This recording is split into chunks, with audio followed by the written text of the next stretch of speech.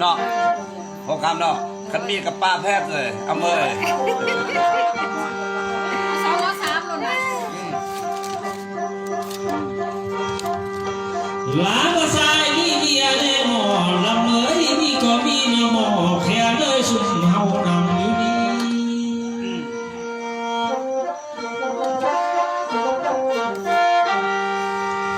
ข้าน้ำมามือดีหมอลำเมยยังบ่มีแต่ไอ้ข้างลาผู้เดียวมี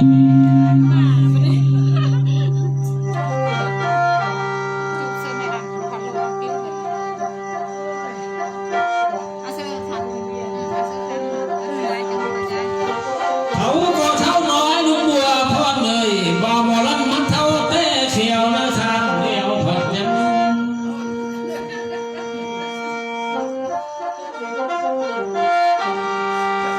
จังเรายังใส่ไปเช่ามาจะเอาไปนี่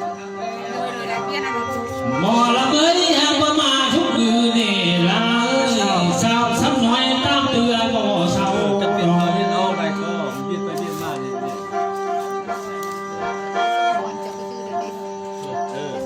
นั่นไม่ใช่ไหมเนาะไม่ใช่ไปเลย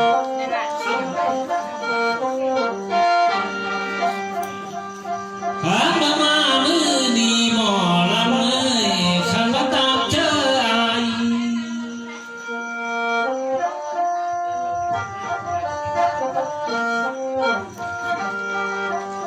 ขันมาเมียก็ขายดีขอเมียนางแม่น้อย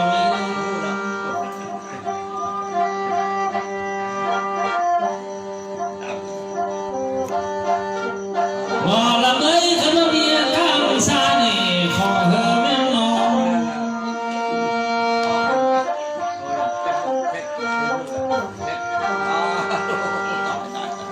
ขันมาเมียโยนแก้วล้ำของแล้วแม่เจ้าสองคนสามี เอาสองคนบวกกันเอาเลยดิ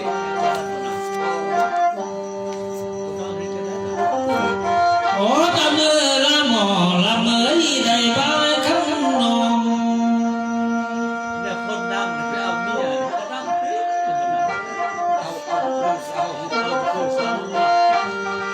เขาบ่มาเมื่อดี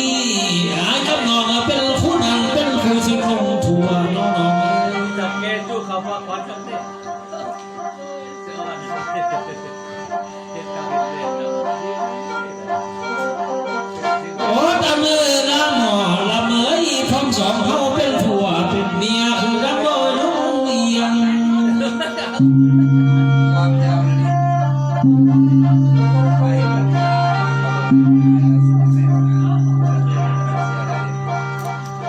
บ่ละเมื่อพบมาเมื่อเสียงฟ้าคือเมื่อสงกรานต์ทางกันว่า เนี่ยสองมันนักนี่ดีเอาตายเนี่ย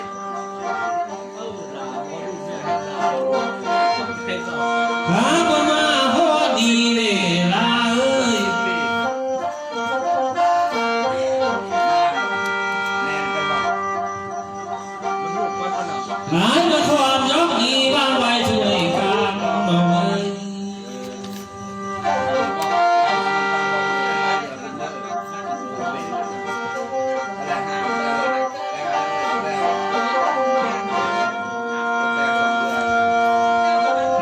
หมอลำเอ้ยเพื่อมีความสีในเน่วางไว้ที่ถ้วยน้อย ทุ่งเชียนกันเรื่อง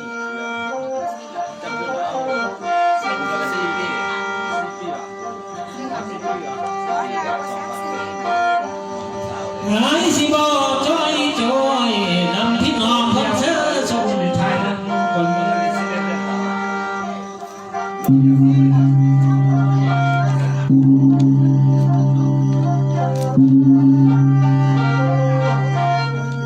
บิ่งว่าแม่น้องเพิ่นพันใดนี่เทียนคิดเชื่อเบอร์ลานน้อง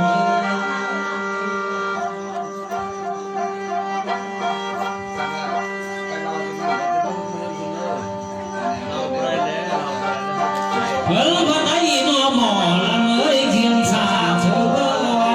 วัน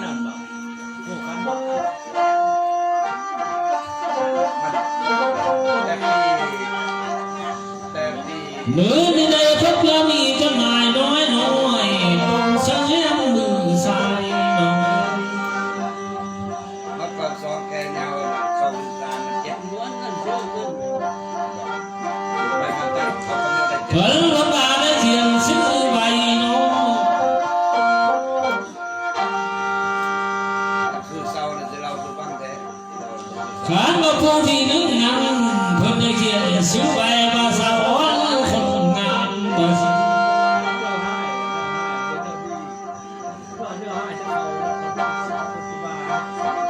เสียมาแล้วแม่กว่า ขันว่าผู้ที่สองนี้เพิ่นได้เขียนซื้ออายคำพามอนกะเป็นซื้อ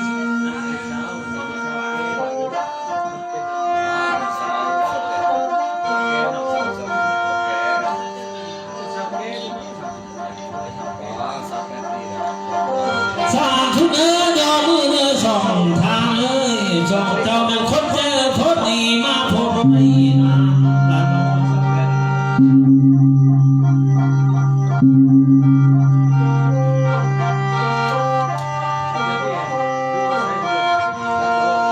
ขันเวลาหน้าอ่อนกับไอ้คำผามอนนี่คนเจอกินเจอทานแทบชมพานเอารับพระโบได้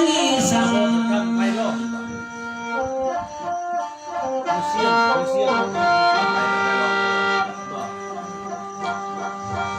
สาธุเนื้อยอมือเนื้อพี่อายเนื้อขันกับเงินบ่น้อยสองเจ้าเพิ่นออกปันนั่นเอง งานเลยจะเปิดเรื่อง ขันกับเงินเนื้อพันหมอลำเนื้อเบอร์2,000นี่ฐานหนังวางกับไอ้คำผ่ามอนมันพันโบตวน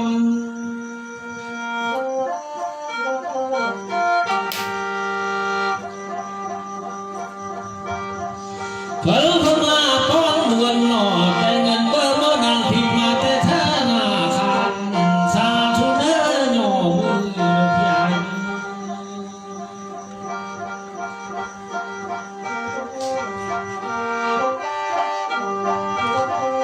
น้ำตัวนี้เมื่อน้ำดังน้ำคานี้เมื่อหนึ่ง แม่พูดไม่ละสิแม่พูดละ ลูกหรือเปล่า นั่ง เมื่อจะมาเอาลูกสิมันน่ะไปนอนกว่า น้ำตัวนี้เมื่อหน้าในนางว่างเลยไอ้คำผ่ามองเลย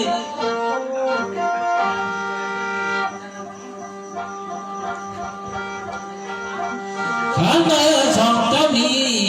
มีเงินคำแก้วนังลายมาสิ้นน้ำของเด้อ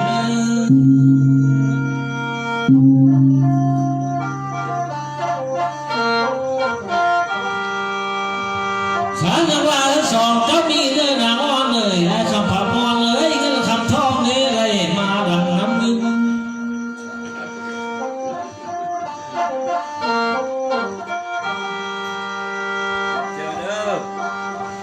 ขันว่าสองเจ้ายงแสงดีเมื่อนาได้เงินตา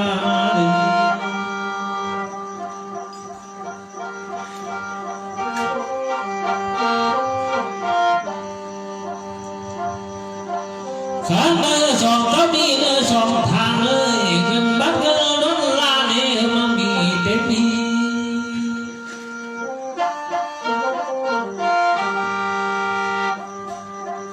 ข น้ำตอนนี้เมื่อนั่งเธอสองเจ้ามีบ่เมื่อกี้นั่งเธอทางอยู่ธนาคารผู้แม่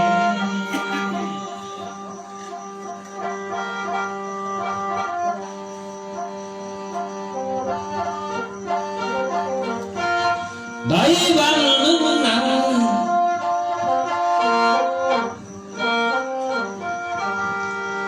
ขันมีเงินขับเลี้ยวหน่อสุขภาพสองเจ้านั่งจังเฮ้อแข็งเฮียง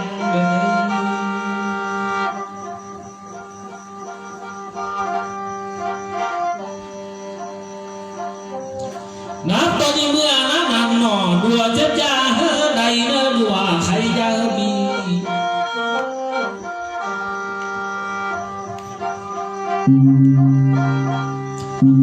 อยู่ดีอยู่งามสองทางเลยเหมือนดังมังเท้า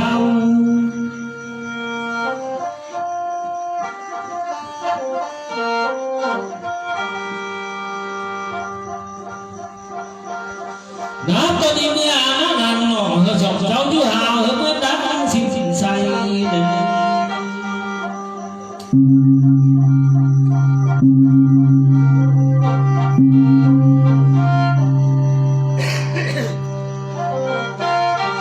หาบ่มาฮอดดีหมอลำที่ได้โยนที่กาบังก่อนทอนเอาไว้ก่อน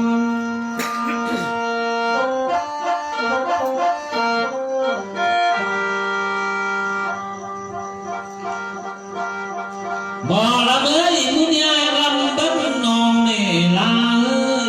ตกมันยังไ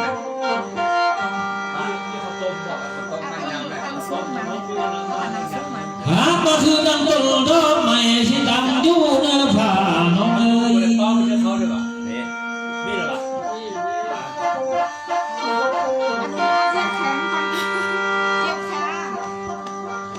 จากนั้นมางามเลยล่ะเอ้ยคือดังเทวดาลงมาตุ้งใบ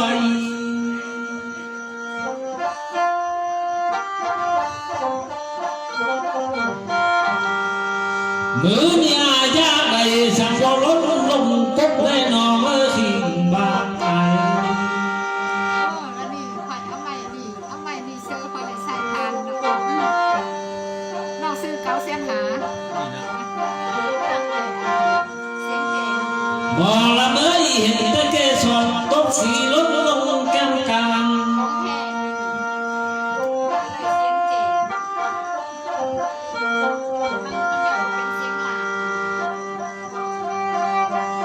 ข้ามาแม่นของกินเน่น้องเอ้ยบ่พี่สายเพิ่นกินตั้งเขาเด้ขันบ่ของเป็นเมานี่อาจจะเมาทางสาลี